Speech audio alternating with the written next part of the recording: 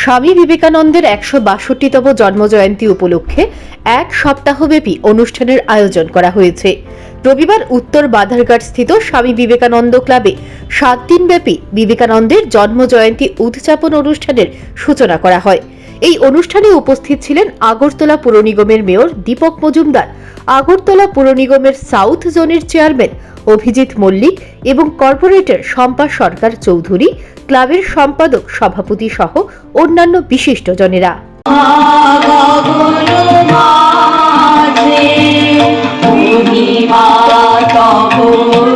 অনুষ্ঠানে বক্তব্য রাখতে গিয়ে মেয়র দীপক মজুমদার বলেন, স্বামী বিবেকানন্দ দেশের জন্য যা করে গেছেন, বিশেষ করে যুবাদের জন্য যা করে গেছেন, তা যদি যুব সমাজ অনুসরণ করেন তাহলে এই সমাজের কোনো যুবক নেশাদ্রব্যের প্রতি আসক্ত হবে না।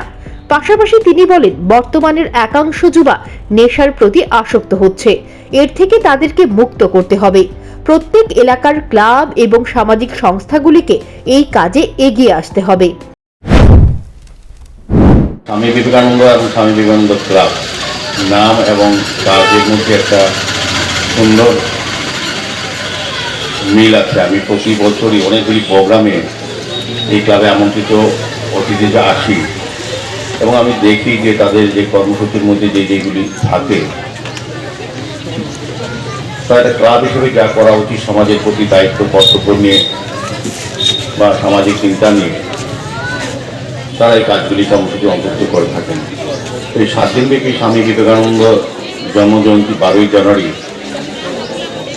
1860 সালে যিনি জন্মগ্রহণ করেছেন এই ভারতবর্ষে, তার প্রাসঙ্গিকতা এখনো কতটা আমাদের প্রাথমিক জীবন, পারিবারিক, সামাজিক এবং রাষ্ট্রীয় গঠনের ক্ষেত্রে স্বামীজির অবদান বা স্বামীজির চিন্তা ভাবনা বা দিশা কতটা প্রসারিত এবং আমরা কতটা ওনাকে নিয়ে চলছি, এটাই কিন্তু আজকের প্রোগ্রামও একটা প্রতিফলন। আমি বলবো স্বামীজি কতটা প্রাসঙ্গিক। তো স্বামী বিবেকানন্দ সম্বন্ধে বক্তারা বলেছেন, আপনারা সবাই জানি যে বীর সন্ন্যাসী আমাদের হিন্দু ধর্মে বা হিন্দু শাস্ত্রে যিনি সারা বিশ্বব্যাপী আমাদের প্রচারক ছিলেন,